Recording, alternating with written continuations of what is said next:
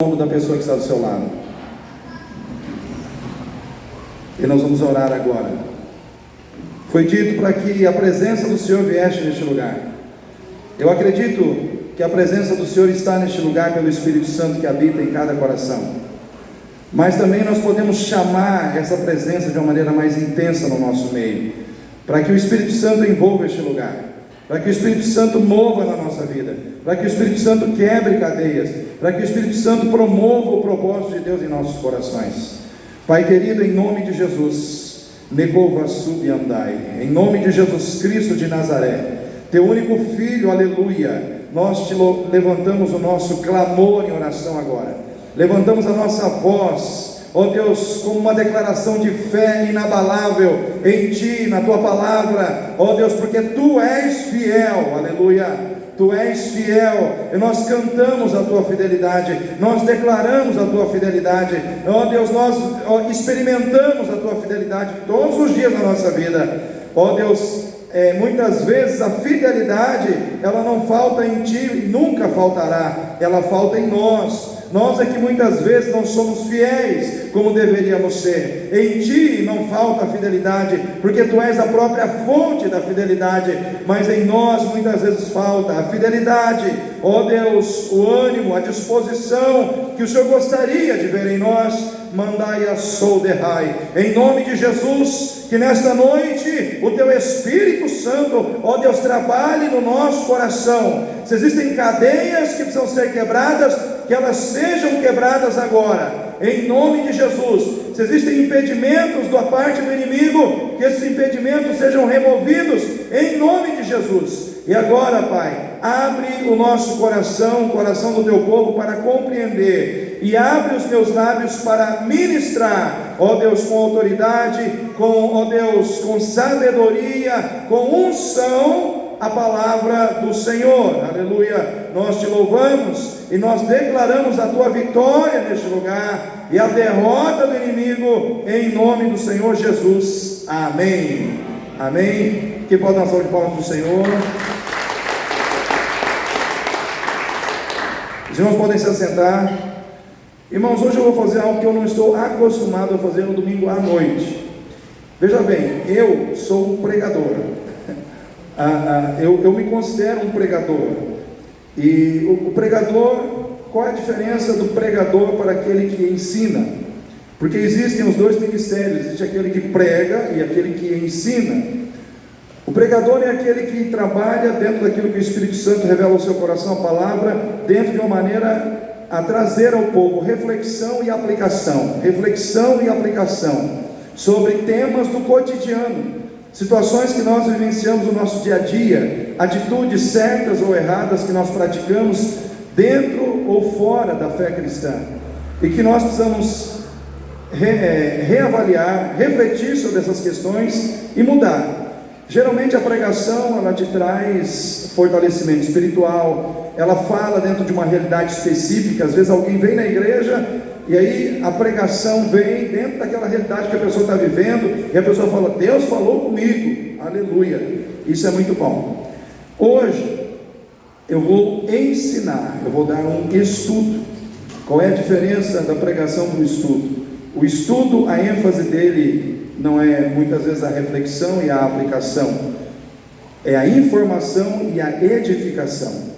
Enquanto um promove reflexão e aplicação, o outro promove informação e edificação. Só que na edificação acontece algo muito profundo se o seu coração pegar. As doutrinas da sua fé, elas se consolidam. Você fortalece dentro de você os ensinos fundamentais da palavra, né? Você, vamos dizer assim, Deus trabalha através do ensino para fortalecer bases da sua vida, as bases doutrinárias, os fundamentos da sua fé. Então o ensino, ele às vezes parece que a maneira dele ser passado é um pouco mais, não é tão atraente, mas o propósito dele é muito profundo quando ele atinge o seu objetivo. E hoje eu quero falar sobre reforma protestante e Halloween, né? Então isso não pode vir de outra forma a não ser através da forma de um estudo. Então é um tema que eu gostaria de trabalhar ele num outro culto de ensino, sim, mas eu não teria toda essa multidão de gente que está aqui hoje. Eu não posso perder essa oportunidade, porque é um tema bastante importante e atual para os nossos dias. Nós vivemos dias em que nós vemos que, infelizmente, no mundo inteiro, o mal está se propagando. Ele está, vamos dizer assim, ganhando espaço no coração, na mente, na vida das pessoas, inclusive dentro da própria Igreja de Cristo. E nós precisamos pensar sobre isso. Então, eu vou já adiantar para você o que eu vou passar para você aqui nessa noite. Nós vamos ler o texto base, que está em Gálatas, no capítulo 1, que fala sobre o falso e o verdadeiro evangelho, né? E aí eu vou comentar sobre essa questão do verdadeiro e do falso. Depois eu vou trazer para você vamos dizer assim, uma retrospectiva histórica da igreja. E aí eu vou entrar em questões da igreja no seu nascimento, né? E aí, se nós tivéssemos algum católico aqui presente hoje, eu diria: querido, fica em paz, né? Porque não tem como eu falar de reforma protestante sem eu falar dos desvios da Igreja Católica Apostólica Romana, porque senão não haveria necessidade de reforma. Os irmãos concordam comigo? Se tivesse tudo certinho, não tinha o que reformar, né? Então, se precisou haver uma reforma, é porque houve uma necessidade. O que deu origem a essas questões? Então, esses pontos nós vamos trabalhar teologicamente, doutrinariamente, trazendo essas informações aos irmãos e refletindo também dentro de cada ponto relacionado a essas questões. E aí, dentro de todo esse meandro de situações que aconteceram aí no início do século da igreja, do surgimento da igreja, até a era medieval, nós vamos falar do Halloween, porque o Halloween está lá no meio de tudo isso. E no final nós vamos encerrar com as 5 declarações da Reforma Protestante, que são 5 solas. Sola Escritura, sola fide, solus Christus, sola fé, e soli Deo glória, né? Somente a Deus dai glória, somente Cristo, somente a fé, somente a graça e somente as Escrituras. Esses 5 pontos são 5 pontos fundamentais da Reforma Protestante. Então nós vamos encerrar com esses 5 pontos. Mas eu quero que você abra a sua Bíblia, como eu disse agora. Nós vamos começar em Gálatas, capítulo 1. Abra a sua Bíblia em Gálatas, capítulo 1, para que nós possamos começar aí essa viagem, né, dentro desse estudo que o Senhor colocou no meu coração para compartilhar com os irmãos nesta noite.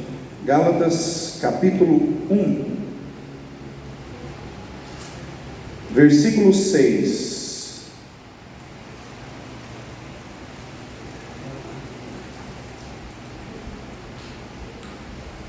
Gálatas, capítulo 1, versículo 6.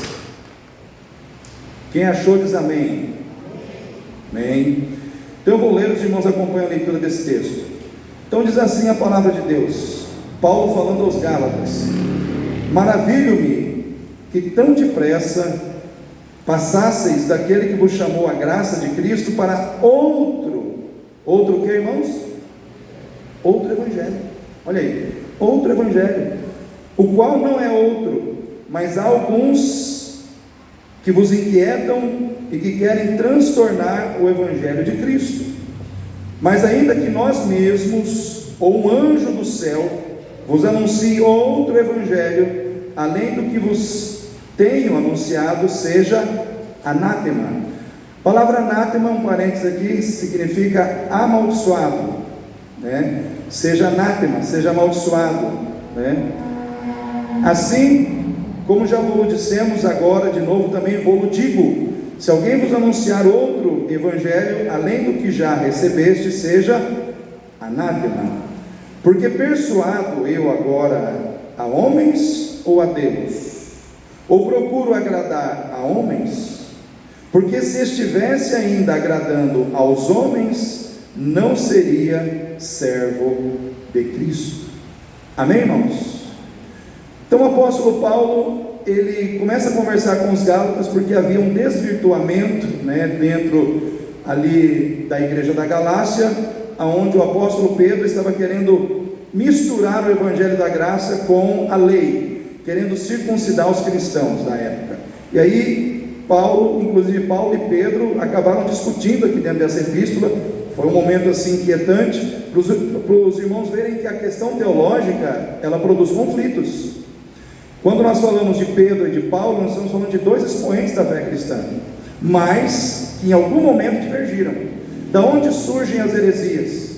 Da onde surgem, irmãos, o entendimento errado das Escrituras? Da falta de entendimento, ou da interpretação humana no lugar da interpretação divina. E o apóstolo Paulo, então, ele entra com esse discurso dizendo: olha, ainda se um anjo vos anunciar outro evangelho além daquele que nós temos pregado, seja anátema. E aí ele coloca uma questão que para mim é essencial, que é fundamental, e que é uma questão que nós temos que pensar muito nos dias de hoje, que é a questão do verdadeiro evangelho e do falso evangelho. Então hoje nós vivemos num mundo onde o falso e o verdadeiro está difícil, de muitas vezes você saber quem é quem é o falso, quem é o verdadeiro. E dentro dessa temática de descobrir o falso em relação ao verdadeiro, existe uma situação que eu vejo que é determinante nessa questão, que é a questão do conflito entre fazer a vontade de Deus e fazer a vontade dos homens. E o apóstolo Paulo, no versículo 10, ele diz: procuro eu agradar a homens? Porque se estivesse ainda agradando homens, não seria servo de Cristo. Então ele toca nessa questão do agradar a Deus ou agradar as pessoas, fazer a vontade divina ou fazer a vontade humana. E guarde isso no seu coração, porque isso tem muito a ver com tudo que a gente vai discorrer aqui nessa noite. Então a questão muitas vezes do falso e do verdadeiro é uma situação que depende muito dessa questão: fazer a vontade de Deus ou fazer a vontade dos homens, fazer a vontade de Deus ou fazer a vontade dos homens. E entrando então com essa introdução, eu quero chamar você agora a uma viagem histórica sobre a fé cristã. E eu tenho que começar lá do Velho Testamento, o último profeta do Velho Testamento, quem foi, irmãos? Vê quem está bom de Bíblia aí. Malaquias. Malaquias foi o último profeta do Velho Testamento. E depois do profeta Malaquias, houve um silêncio profético de 400 anos. É como se Deus ficasse quieto 400 anos. Houve um hiato de tempo, do profeta Malaquias até o nascimento de Jesus. E nesse tempo, irmãos, o que aconteceu? O Império Grego cresceu. Quem já ouviu falar de Alexandre o Grande? Levanta a mão aí. Alexandre o Grande, ele foi um dos maiores imperadores que passaram pela terra. Ele conseguiu, irmãos, praticamente quase que dominar o mundo inteiro e trabalhar na questão da helenização do mundo daquela época. Porque o que acontecia? Alexandre o Grande, ele era muito inteligente, ele era um homem ele era um excelente comandante militar, mas ele era também um excelente estrategista. Então, quando ele ia a uma batalha para conquistar uma outra nação, um outro estado, uma outra província, ele levava generais, juízes, advogados, professores, ele levava toda essa turma. E aí, quando eles conquistavam aqueles povos, ou aquele povo, ele colocava todas essas pessoas que eram extremamente inteligentes para discipular aquele povo e ensinar aquele povo a língua grega. Alexandre o Grande, ele fez com que quase todo mundo daquela época falasse o grego. E aí o que aconteceu? O grego, por ser uma língua de fácil aprendizado, ela praticamente se tornou a língua universal daquela época. Então, era muito mais fácil você falar o grego, escrever o grego, do que no hebraico, do que no aramaico, que eram as línguas que, vamos dizer assim, os escritores bíblicos usavam no Velho Testamento. E aí o que aconteceu? Passou o tempo de Alexandre o Grande, porém o que ele plantou, o que ele desenvolveu, ficou. as pessoas aprenderam o grego e gostaram de aprender o grego. O judeu aprendeu o grego, o romano aprendeu o grego, todo mundo aprendeu o grego. Até hoje nós temos o grego na nossa língua portuguesa. Existem muitas palavras que são originadas da língua grega, né? E aí veio o Império Romano. E o Império Romano, qual foi, vamos dizer assim, a contribuição importante do Império Romano para o mundo da época? Foi a modernização em relação às estradas. As estradas, os romanos, eles conseguiram desenvolver estradas para chegar mais rápido aos locais. Não tinha estradas, o povo tinha que atravessar matas, florestas, era difícil a situação. Aí os romanos vieram, dominaram o mundo da época, e eles entraram com essa questão da modernização através das estradas. E aí, por que eu estou falando tudo isso para os irmãos? Silêncio profético, 400 anos sem Deus falar nada. E aí nós encontramos lá, irmãos, em Gálatas, capítulo 4, versículo 4, né, onde nós estamos aqui, Gálatas 4, 4, diz assim: mas vindo a plenitude dos tempos, Deus enviou seu Filho, nascido de mulher, nascido sob a lei, para remir os que estavam debaixo da lei, a fim de receberem a adoção de filhos.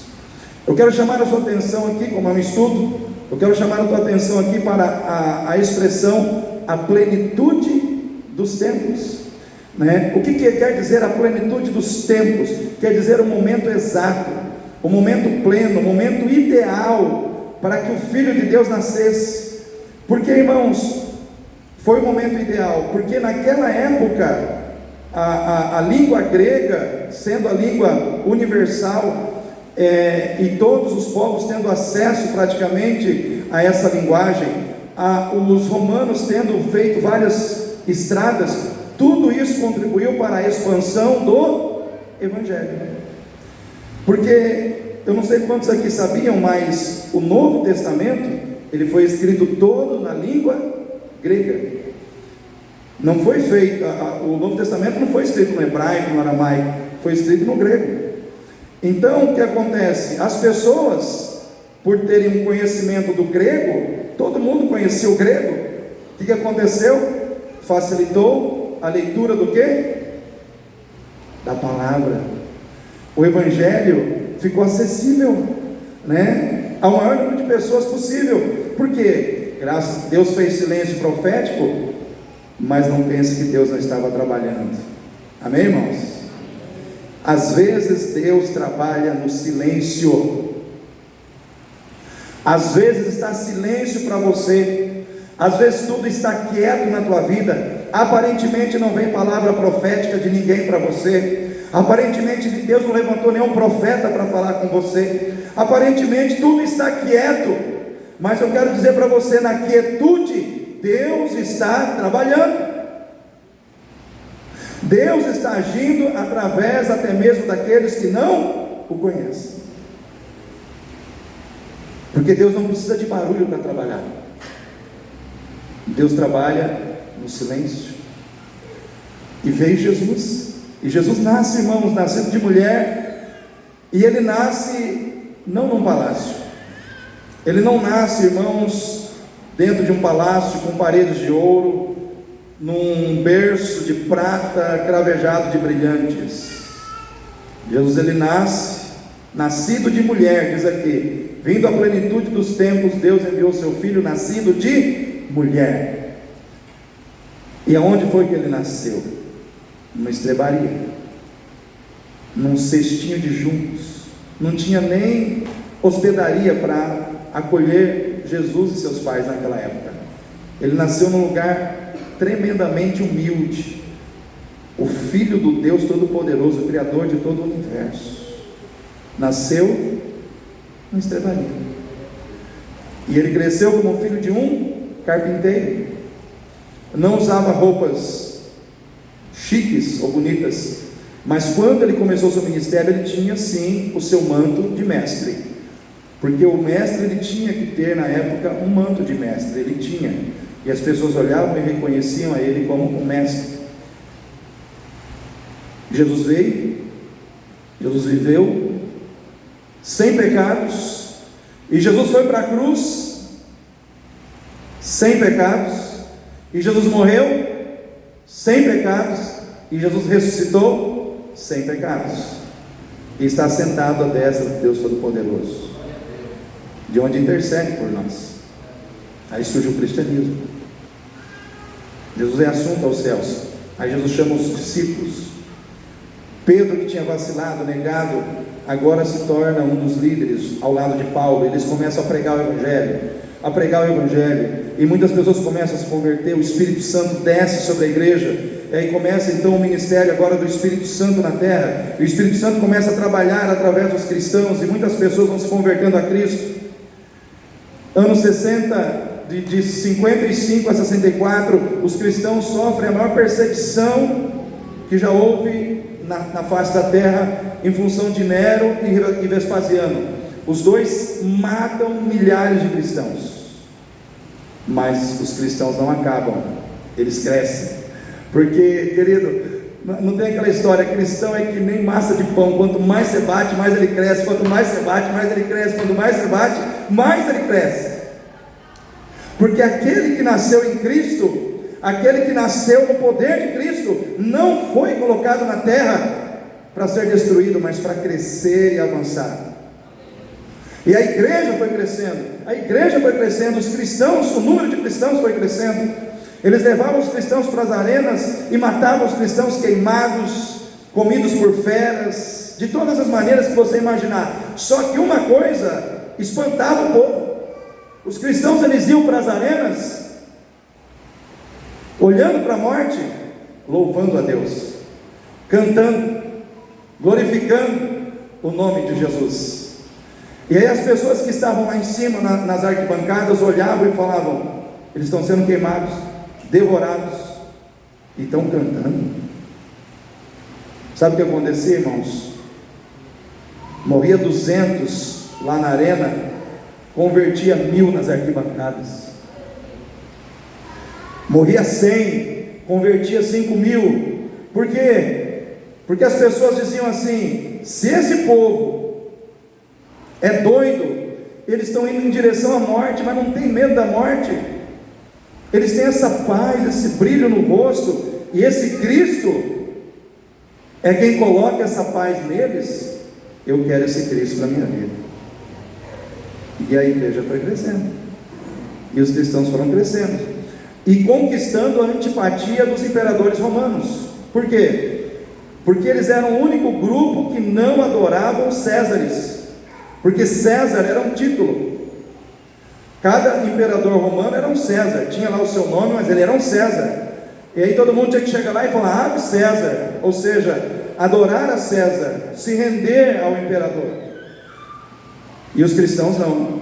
Nós já temos um rei, chama-se Jesus Cristo de Nazaré. Nós só adoramos a Ele.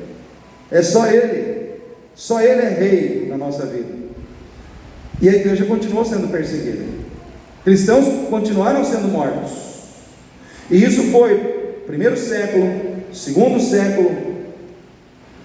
E aí o que aconteceu, irmãos? A partir do segundo século, o Império Romano começou a declinar, porque todo império, ele tem o seu tempo de início, ele tem o seu tempo de ascensão, e ele tem o seu tempo de declínio.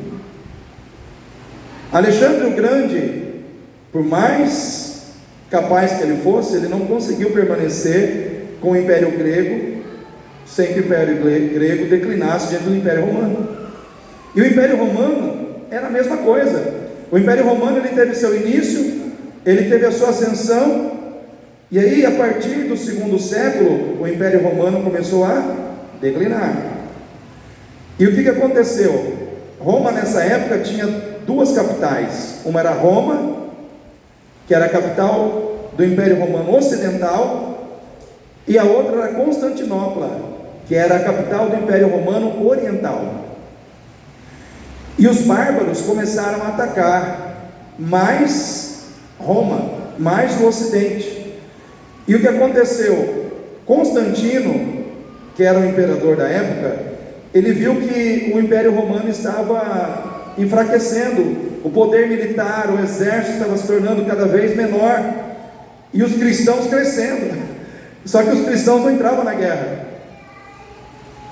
Os cristãos não entravam na guerra, porque a guerra do cristão era outra. E o que aconteceu? Em 306 ou a 312, mais ou menos, eu não lembro a data precisamente, Constantino, ele começa, muitos historiadores dizem que na realidade, Constantino não se converteu ao cristianismo, porque é dito que ele se converteu, mas muitos historiadores dizem que na realidade foi uma grande manobra militar e política de Constantino, que ao ver o Império Romano enfraquecer e ver que o número dos cristãos só crescia, o que ele fez? Vou virar cristão. O negócio é ser cristão. O negócio é... Aí conta-se na tradição, né, acho que na tradição católica romana, que Constantino teve um sonho, e que nesse sonho alguém disse para ele: coloque essa imagem nos escudos dos soldados. E sabe qual era a imagem, irmãos? Vou dar uma pista: a cruz. E aí Constantino coloca a cruz nos escudos dos soldados romanos, e eles vão para a guerra, e eles vencem. E aí em 313 ele promulga o Edito de Milão, aonde a religião cristã não seria mais perseguida, aonde os cristãos agora teriam liberdade religiosa para adorar o Cristo. Só que ainda, vamos dizer assim, a religião cristã não era a religião oficial do Império Romano, porque aí houve vamos dizer assim, de 313 a 390, houve alguns concílios, os pais da igreja foram chamados para que eles começassem a estudar as doutrinas que deveriam ser aplicadas dentro da religião cristã. E aí, depois do concílio de Cesareia, em 390, já com o imperador Teodósio I, a religião cristã se torna a religião oficial do Império Romano. Aí surge a Igreja Católica Apostólica Romana.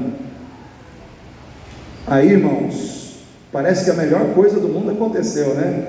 Nossa, todo esse tempo sendo perseguido e morto e tendo que se esconder em tumbas, em catatumbas, para cultuar a Cristo. Agora o imperador é cristão. Agora, vamos dizer assim, agora parece que tudo vai ser uma bênção.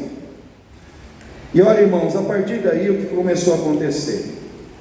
A igreja cristã, ela se consolidou debaixo do governo, do poder político, do poder financeiro do Império Romano. E a igreja cristã, católica, apostólica romana, ela realmente cresceu. Ela cresceu. Em 476 depois de Cristo, o Império Romano caiu. Como eu disse para os irmãos, todo império começa, tem a sua ascensão e depois tem o seu declínio. Declinou o Império Romano, e os bárbaros, os germânicos e outros povos ali da Europa entraram em ascensão. E o que a Igreja Católica Apostólica Romana fez? Se uniu aos bárbaros. Ou seja, o Império Romano caiu, mas a igreja permaneceu, crescendo, porque os líderes da igreja nessa época também se tornaram hábeis políticos, e eles pensavam assim: nós temos que ficar do lado de quem está? De quem está? Ganhando. O Império Romano perdeu, né? Nós vamos continuar em Roma, mas agora nós estamos com os germânicos, nós estamos com os bárbaros. E aí eles começaram a cristianizar, né, os bárbaros. E aí, enfim, irmãos, até a Idade Média, a Igreja Católica Apostólica Romana, ela foi crescendo, debaixo do poder financeiro, debaixo do poder político do império aos quais ela se aliou. E o que aconteceu? Quando chegou o período medieval, a Igreja Católica Apostólica Romana se tornou talvez a maior instituição religiosa e política da época. Por quê? Porque ela havia não somente conquistado grandes territórios de terra e grande quantidade de recursos financeiros, mas a Igreja Católica também se apoderou dos livros de filosofia, de história, de ciências, de todas as outras nações conquistadas. De modo que a biblioteca de um mosteiro, de modo que a biblioteca de uma igreja católica naquela época era a fonte de todo o conhecimento. Então, se você queria ter conhecimento de todas as coisas relacionadas à filosofia, à ciência, à artes, você tinha que ir a uma biblioteca da igreja católica. Então, o poder que a igreja passou a ter se tornou muito grande. E esse período é conhecido também na história como a Era das Trevas. Foi o período em que a Igreja Católica Apostólica Romana também executou uma ação de matança muito grande de todos aqueles que não aderiram ao cristianismo. Aí eu faço um parênteses aqui agora para analisar até onde eu falei. Queridos, quando a igreja ela se une ao império e ela passa a viver debaixo do poder político do império, ela passa a viver debaixo do poder financeiro do império, ela cresce, ela se torna grande, ela se torna poderosa. Porém, a igreja ganhou, mas o cristianismo perdeu. Perdeu em quê, pastor? O cristianismo perdeu a sua essência, perdeu a sua autenticidade e perdeu o seu caráter. Como uma religião que veio com a proposta de trazer ao pecador uma vida salva e regenerada em Cristo Jesus pelo poder da graça. Essa era a proposta do Evangelho, sim ou não, irmãos? O Evangelho de Cristo é salvação a todos os perdidos. Então, a proposta da igreja deveria ser: aceite a Cristo, receba a graça e tenha uma vida salva e regenerada para sempre em Cristo Jesus. Só que aí a igreja, ela se tornou uma instituição opressora, ditadora, cruel e castigadora, porque ela começou a matar, a perseguir a todos os que não se convertiam à igreja. Porque o que aconteceu, irmãos? A igreja ficou grande, a instituição igreja ficou grande, Cristo ficou pequeno. Porque a intenção dos líderes da igreja não era levar as pessoas a Cristo, era levar as pessoas para a igreja. Quem não fizesse parte da igreja morreria. O que aconteceu, irmãos? Aí nós vamos voltar lá no início de tudo. Se alguém vos apresentar outro evangelho além do que vos temos apresentado, seja o quê? Anátema. O que aconteceu, irmãos? Quando o evangelho surge, a instituição era grande? Vamos pensar aqui, eu quero que vocês pensem.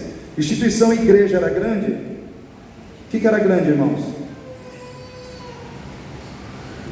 A fé em quem? Cristo. Cristo. Amém, igreja? Quem era grande? Era Cristo. Cristo era grande. Instituição nem sequer existia. Cristo era grande. Quando a igreja se une ao império, o que acontece? A autoridade que estava toda sobre a palavra, ela passou para as tradições e para os líderes eclesiásticos da igreja. O que a igreja católica fez, irmãos? Eles pegaram as tradições e as decisões dos bispos e colocaram no mesmo pé de igualdade do quê? Da palavra. Não quer dizer que eles não criam na palavra, não quer dizer que eles não criam na Bíblia como revelação, como fonte de revelação divina, da vontade de Deus. Só que o que aconteceu? As tradições tradições, elas começaram a ser colocadas no mesmo nível de revelação. As decisões dos padres, dos bispos e depois do Papa começou a ter o mesmo peso do que as decisões estabelecidas na palavra. O que aconteceu aqui? A Escritura, que era a autoridade máxima para decidir como a gente deveria viver, ela ficou de lado. Quem decidia como as pessoas iriam viver não era mais a Bíblia, eram os líderes religiosos, porque o homem ficou grande. A vontade humana, a vontade do homem, né? O que aconteceu? A corrupção moral e espiritual por causa do que, irmãos? Dinheiro, poder, dinheiro, poder, fez com que os líderes religiosos começassem a definir situações, criar dogmas, criar regras, criar doutrinas antibíblicas, ou que não estão na Bíblia, ou que não têm amparo bíblico, porque onde a vontade do homem prevalece sobre a vontade de Deus, surgem o que? Heresias, desvios doutrinários, um evangelho falso, ou um falso evangelho, ou um evangelho corrompido. E outra coisa, irmãos, surge a falsidade. Irmãos, vou fazer uma pergunta para os irmãos aqui, os irmãos são inteligentes para responder. Antes o cristianismo era uma religião de perseguidos. Quem se convertia a Cristo estava sujeito a morrer. De repente, o homem mais poderoso do mundo fala: agora todo mundo tem que ser cristão. Os irmãos acreditam que os cristãos que foram se convertendo foi porque teve uma experiência com Jesus, ou foi para agradar o imperador? Hein, irmãos? Olha, eu vou dizer uma coisa, pode até ser que alguns se converteram porque no início ainda a mensagem estava sendo pregada, mas depois, irmãos, a maioria das pessoas começaram a se converter para não desobedecer a quem? O imperador, o poder militar, né? E aí é o que acontece, você começa a viver uma realidade por fora que você não está vivendo por dentro. E isso é terrível, irmãos, porque aí você vive uma vida de fachada, você vive uma falsa conversão, um falso cristianismo, porque você não aceitou Jesus pelos motivos certos. E eu vou entrar no Halloween já, irmãos, fica tranquilo aí. Eu lembro dos meus pais, na simplicidade deles, eles fizeram algo muito bom comigo, que foi nunca montar uma árvore de Natal em casa. Eu cresci sem nunca ter visto uma árvore de Natal sendo montada dentro da casa dos meus pais. E na época, eu perguntei para eles: pai, por que nós não podemos ter árvore de Natal? Ele falou: filho, isso não é para nós. Só que a resposta dos pais nessa época era curto e grosso. Ele não te dava uma resposta que te satisfazia, né? Não é para nós e acabou. Manda quem pode, obedece quem tem juízo, né? Só que o que aconteceu? Eu ia na casa dos meus amiguinhos da escola, e na casa deles tinha, e eu achava bonito, as bolinhas, os negócios e tal. Aí eu falava assim: eu vou obedecer ele agora, mas quando eu crescer, quando eu tiver a minha casa, quando eu for adulto, eu vou colocar minha árvore de Natal. Eu estou vendo que tem gente que passou por isso aí, pela risadinha, né?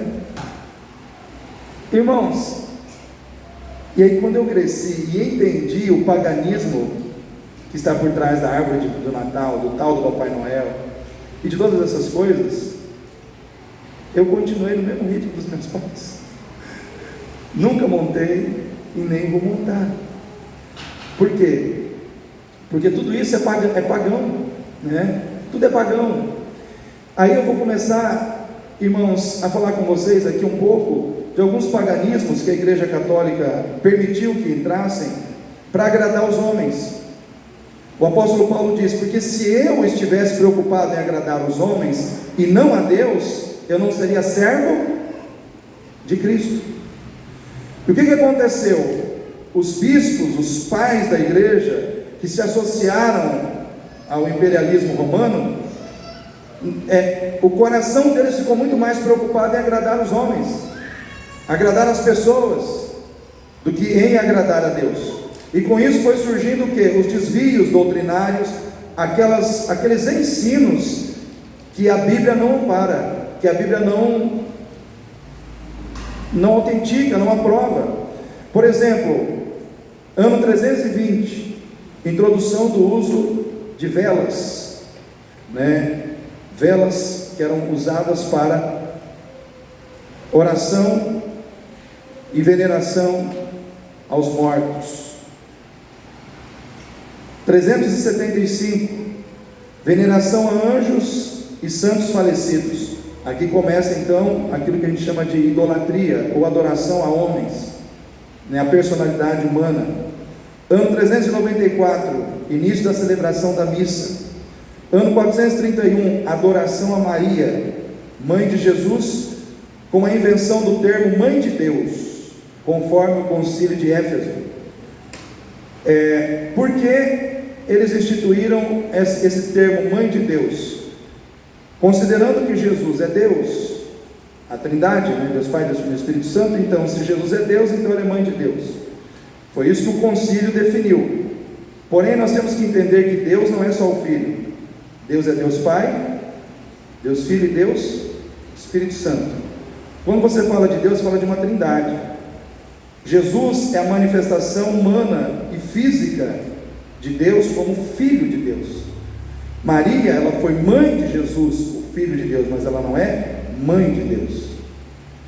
Então, isso foi uma discussão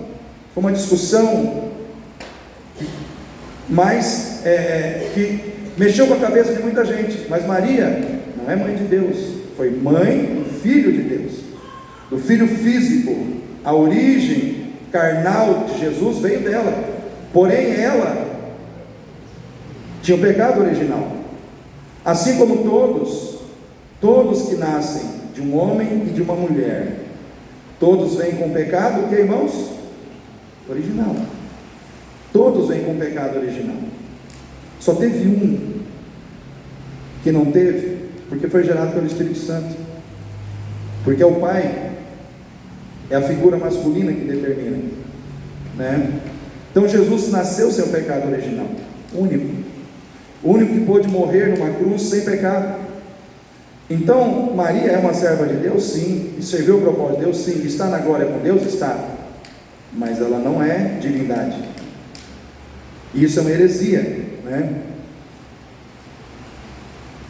526, adoção do rito da extrema unção. 593, aqui começa o negócio do Halloween. Invenção da doutrina do purgatório. O que é purgatório? O que prega essa doutrina? Que existe um lugar intermediário entre a terra e o céu, onde aquele que saiu daqui numa situação mais ou menos, o cara está com os pecados que não foram resolvidos, vai purgar, vai para o purgatório, para ele mesmo resolver os seus pecados. Não é Jesus que resolveu, é a pessoa que vai para o purgatório que tem que resolver, ou as preces de quem ficou vivo que vai resolver. Tudo contradizendo o que? A doutrina da salvação. Porque, queridos, se Jesus não resolveu o teu pecado aqui, irmão, esquece, não existe base bíblica para purgatório. Ano 600, Papa Gregório, na realidade aqui está colocado como Papa, mas ele não aceitou ser Papa. Tem uma situação aqui interessante. Mas Gregório I, ele adota o latim na celebração da missa. Ou seja, irmãos, a pessoa ia numa missa, o camarada começava a falar em latim, e ele fazia assim. Domini, Pandrim, Spiritum. Irmãos, aí o que acontecia? Quem estava aqui entendia tudo, irmãos? Aí todo mundo saía, amém, amém, amém, mas não entendia nada. Você entendendo o que eu quero dizer? Não entendia nada. Ou seja, o acesso que Deus deu lá atrás, lembra do grego? Todo mundo falava grego, o Novo Testamento foi escrito em grego, para que todo mundo pudesse ler as Escrituras. Agora, latim, ninguém entendia, ninguém ouvia, ninguém recebia a palavra.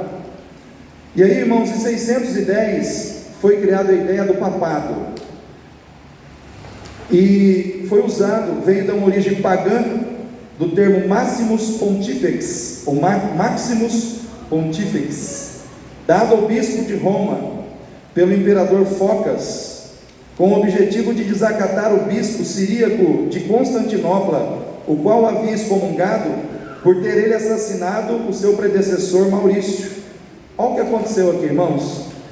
O tal do imperador Focas, olha o nome do rapaz, Focas, ele ficou pé da vida, porque o bispo de Constantinopla excomungou ele, porque ele tinha assassinado o Maurício, que seria aquele que deveria ocupar o cargo do império.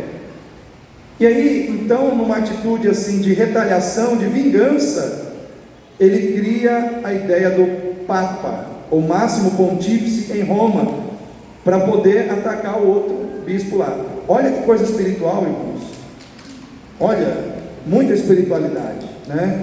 Muita espiritualidade, é uma coisa impressionante, né? Aí, o que aconteceu? Ele queria nomear o Gregório I, o bispo de Roma, como o primeiro papa. Sabe o que o Gregório fez?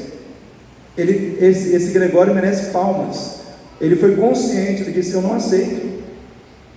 eu não aceito ser papa. Isso contradiz, né? Ele foi mais consciente que o imperador. Só que o tal do Bonifácio III aceitou. E aí surgiu o Papa. E agora, irmãos, nós vamos falar um pouco sobre Halloween. Posso falar, irmãos? Posso? Vou continuar, hein? Eu vou fazer o seguinte: eu não vou conseguir terminar essa palavra hoje. Por quê? Porque eu estou vendo que o tempo passou. Mas eu preciso entrar pelo menos no Halloween, porque começa com o Papa, né? A partir do momento que surge o Papa, a figura do Papa, essa figura, ela passa a ter um poder de decisão. Irmãos, foi dado ao Papa o poder de perdoar pecados, igual Jesus. Eu li um artigo que eu fiquei assim, chocado, que no artigo estava dizendo assim, que se uma pessoa violentasse sexualmente até Maria, mãe de Jesus, o perdão do Papa resolveria. O Papa, ele resolvia tudo, né? Foi criada essa hipótese, né? E aí o que aconteceu? A doutrina do purgatório foi criada em 593, o papado surgiu em 610, e aí a partir daí começou-se então a expandir o cristianismo pela Europa. Chegou então nas Ilhas Britânicas, aonde estavam ali os celtas, né? Que era um povo que, vamos dizer assim, era a somatória de 4 povos que nós conhecemos hoje: irlandeses, galeses, ingleses e franceses. Então, os celtas era formado pela união desses 4 povos. Esse povo celta era um povo muito místico. O calendário dos celtas era muito interessante, porque era um calendário de luz e trevas, só isso. E o último dia do ano para eles era 31 de outubro. Por quê? Porque de novembro para frente começava o inverno, e o inverno era rigoroso, e eles dependiam primariamente do que? Da colheita, né? Eles plantavam, e para eles a colheita era muito importante. Então o que eles faziam? Eles plantavam lá o seu cereal, lá o seu grão, a sua batata, e aí no dia 31 de outubro eles faziam lá a sua celebração, o seu culto. E irmãos, o culto celta era pesado, porque tinha até de sacrifício humano a necromancia.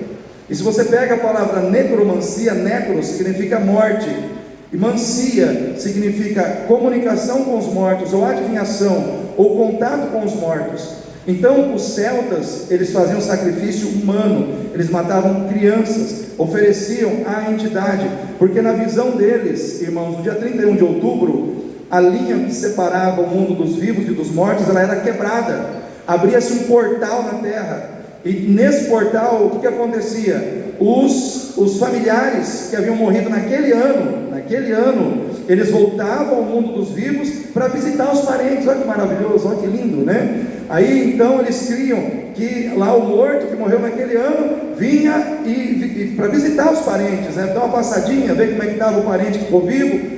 Só que também, junto com os parentes, vinham os espíritos malignos, os seres das trevas, vinham juntos. Aí o que eles faziam então?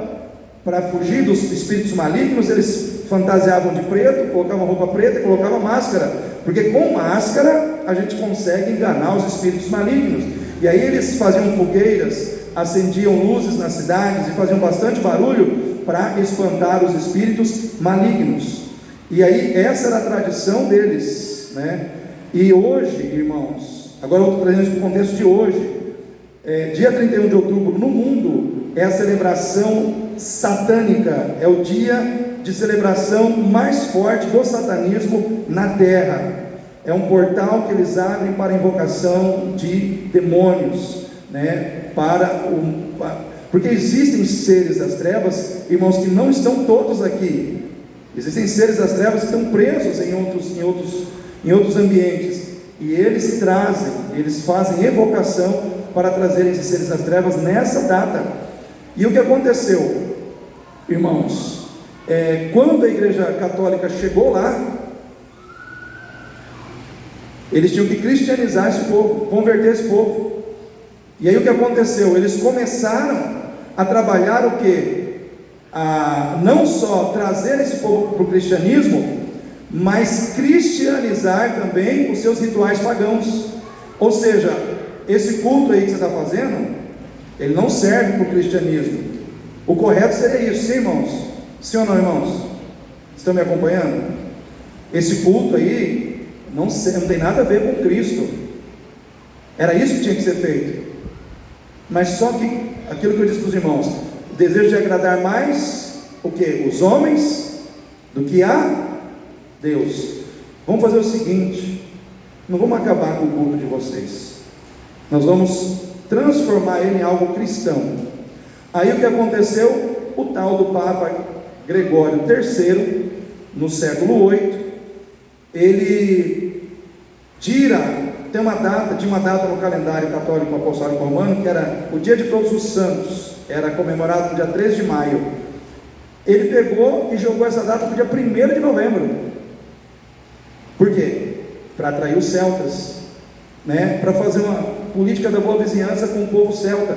Então 1º de novembro se tornou o dia de Todos os Santos, uma data celebrada no calendário católico para exaltar os santos da igreja, né?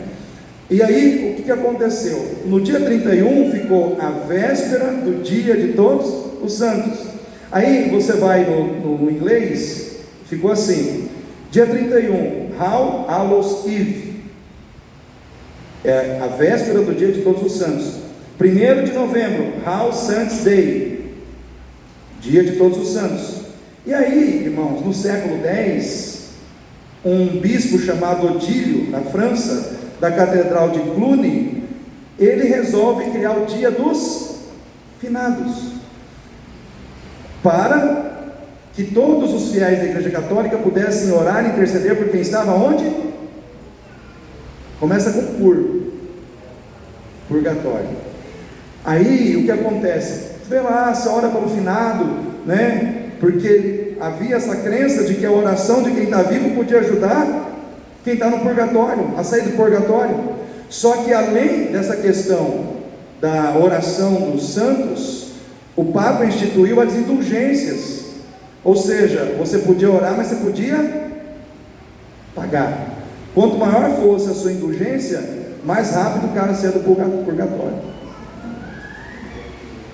Aí o que aconteceu? A Igreja Católica foi enriquecendo, irmãos, porque os nobres, os ricos, eles davam propriedades, davam fazendas, eles davam para a igreja. tinha um ente querido lá no purgatório. Quanto vale aquela alma? Uma fazenda? Duas fazendas é pouco, né? Irmãos, aí o que aconteceu? O povo estava pagando dinheiro para tirar a gente do purgatório. Pergunta se saiu alguém de lá, né? Irmãos, tudo isso foi acontecendo. Aí o que aconteceu? A grande sacada, irmãos, do Halloween, do diabo, vamos colocar assim em relação ao Halloween, foi que no século XIX houve uma migração de irlandeses para os Estados Unidos. O que aconteceu no século XIX na Irlanda? Uma peste, um micro-organismo começou a matar a batata dos irlandeses. Eles comiam batata, os caras eram viciados em batata, comiam batata e porco, e veio uma peste sobre os porcos e matou os porcos, e as batatas ficaram contaminadas. Morreram quase 1 milhão de irlandeses. E o que eles fizeram? Vamos para os Estados Unidos. Austrália e Estados Unidos. A maior parte veio para os Estados Unidos. E o que eles trouxeram da Irlanda para os Estados Unidos? O Halloween. Porque, irmãos, esses 3 termos que eu falei para os irmãos, Halloween, acabou se tornando Halloween. E aí o que aconteceu? Nos Estados Unidos, irmãos, o trem explodiu. Porque os americanos gostaram demais dessa festa. Ele foi adaptando, né? Como que você vai pegar uma coisa macabra, que envolve bruxaria, que envolve sacrifício humano, que envolve tanta coisa pesada, e transformar em algo que todo mundo aceita, que tem assim uma cara de brincadeira? Vamos transformar isso numa festa para crianças, doces ou travessuras. Aí as crianças iam fantasiadas, né, de bruxinho, de figuras demoníacas, batendo nas casas, pedindo o que? Doces ou travessuras. Só que travessura era a travessura de um espírito maligno, de um demônio. É a mesma coisa chegar assim, ó, ou você me dá doce, ou vai ter travessura na sua casa. Você imaginou um negócio desse? A palavra travessura, ela veio só para tirar o peso de impeça a ação do diabo na sua vida, me dando doce. É mais ou menos isso, né, irmãos? E o que aconteceu? Essa festa se propagou. Dos Estados Unidos começou a se expandir para o mundo inteiro. Por quê, irmãos? Porque os Estados Unidos hoje ainda é a nação mais poderosa da terra, sim ou não? É a cultura dominante. Os 2 maiores bancos do mundo estão aonde? Gabriel? Estados Unidos, né? Os 2 maiores bancos do mundo estão nos Estados Unidos. Então a cultura econômica dos Estados Unidos é forte.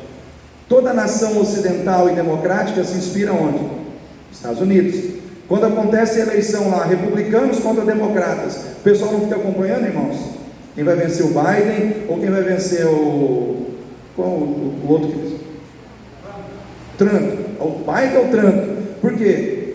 Porque o que acontece nos Estados Unidos, irmãos, via de regra, vai afetar a economia do mundo inteiro. Os Estados Unidos é o país que tem a maior influência sobre todos os países do mundo na questão da cultura artística. A maior indústria cinematográfica, produtora de filmes, de séries de televisão, de desenhos, de super-heróis. Os irmãos acham que está onde? Estados Unidos. Alguém já ouviu falar de Hollywood? Está lá nos Estados Unidos. Então tudo que acontece lá vira febre nos outros lugares. E o que aconteceu, irmãos? O Halloween apareceu como essa cultura demoníaca, colocando roupa de bruxo, de vampiro, de zumbi, de morto, nas crianças, nos adultos. Infelizmente, até dentro de igreja, tem igreja aí entrando nessa situação. E o líder do satanismo, presta atenção no que eu vou falar aqui, presta atenção no que eu vou falar para você aqui agora. Quem já ouviu falar na igreja de Satanás? Quem já leu algum artigo da igreja de Satanás? Eu já li. Jorge também já leu. O líder dessa igreja chama-se Anton LaVey. Anton LaVey. Anton LaVey, ele disse assim: nós do satanismo agradecemos quando um pai, uma mãe cristã, veste um dos seus filhos e deixa eles participarem do Halloween. Naquele momento eles estão adorando o nosso mestre. O nosso mestre está recebendo a adoração de um cristão. Isso foi o líder do satanismo que falou. Por isso eu digo para você nessa noite, querido, você que está aqui, eu não vou conseguir falar sobre os 5 solas da reforma protestante, né? Eu vou ter que parar por aqui, mas eu quero parar fazendo uma pergunta para você. Quando a igreja católica se desviou da fé cristã, antes a igreja era perseguida, os cristãos morriam perseguidos. Depois a igreja católica se tornou forte no dinheiro e no poder, e os cristãos começaram a perseguir e a matar. Sim ou não? Quem antes era perseguido se tornou perseguidor. Houve um desvio muito forte da fé. Agora eu não quero falar mais de igreja católica, eu quero que você olhe para o contexto evangélico.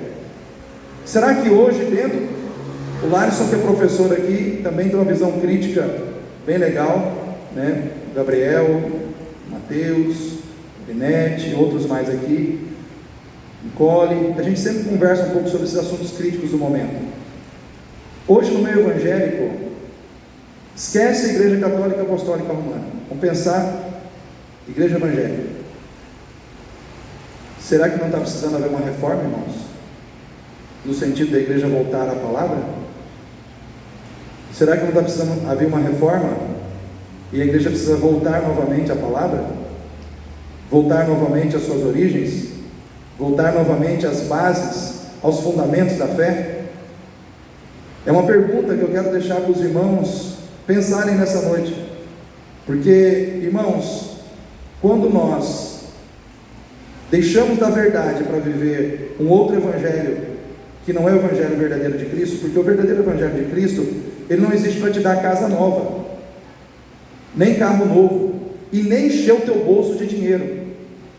O evangelho verdadeiro, ele não veio para te dar casa nova, carro novo, ele veio para te dar uma vida nova, em Cristo, para regenerar o teu caráter, para trazer você ao plano original e fazer de você novamente uma pessoa que é amigo de Deus, ou amiga de Deus, e que vive em paz com Deus, e que tem acesso ao céu de Deus. O verdadeiro evangelho não veio para construir um paraíso para você aqui na terra. O verdadeiro evangelho, ele veio para mostrar para você que já existe um paraíso para você na eternidade, e você precisa simplesmente chegar até lá, se mantendo fiel a Cristo até o fim. Assim como teve engano no início do século e no início da igreja, tem engano hoje no meio da igreja evangélica. Tem muita gente hoje vivendo um evangelho de engano, um evangelho onde na cabeça das pessoas Deus aceita tudo. Deus aceita o pecado, Deus aceita a malandragem, Deus aceita a falsidade, porque Deus ama. Não é assim não, irmãos. Deus é amor. Ele ama o pecador, mas Ele abomina o pecado. Amém, igreja? Ele ama o pecador, mas Ele abomina o pecado. O Deus que eu conheço na Bíblia, Ele amou Moisés, mas quando Moisés bateu na rocha, Ele disse: Moisés, você é meu, mas você não vai entrar na terra prometida porque você bateu na rocha. Deus amou Uzá, mas quando Uzá colocou a mão na arca para que a arca não caísse da carroça de bois, ele foi fulminado. Por quê? Porque ele desobedeceu uma regra que somente os levitas poderiam colocar a mão naquela arca. Ananias e Safira, já no Novo Testamento, eram cristãos, estavam dentro da igreja, mas morreram porque mentiram ao Espírito Santo. O Deus que eu conheço da Bíblia, Ele ama o pecador, mas Ele não aceita o pecado. E eu quero dizer uma coisa para você, irmão. Tem uma ideia muito errada aí de que quem ama só diz sim. Eu vou dizer uma coisa para você, que a pessoa que mais ama, que é o nosso Deus, Ele foi a primeira pessoa a dizer não. Ele disse para Adão e Eva: não comerás. Sim ou não, irmãos? Quem ama diz não. Quem ama tem coragem de dizer: não faça isso, não vá nessa direção. Quem ama diz não. Vai dizer sim para tudo, para você ver o que vai acontecer. Irmãos, a reforma veio porque a verdade precisava voltar a ser o poder máximo de revelação divina na vida da igreja. A reforma veio porque a palavra precisava novamente voltar para a mão do simples e não ficar somente na mão do sacerdote. A reforma veio para que você pudesse ler a Bíblia, irmão. Amém? Para que você tivesse acesso às Escrituras, irmão. A reforma veio para engrandecer a Cristo. Quem tem que ser grande aqui nessa noite não é a instituição batista. Quem tem que ser grande aqui nessa noite é Jesus Cristo de Nazaré. Porque a igreja evangélica batista, que é a placa que está ali fora, ela não salva ninguém. Ela é apenas um caminho para te levar a Jesus. Quem tem que ser grande é Cristo.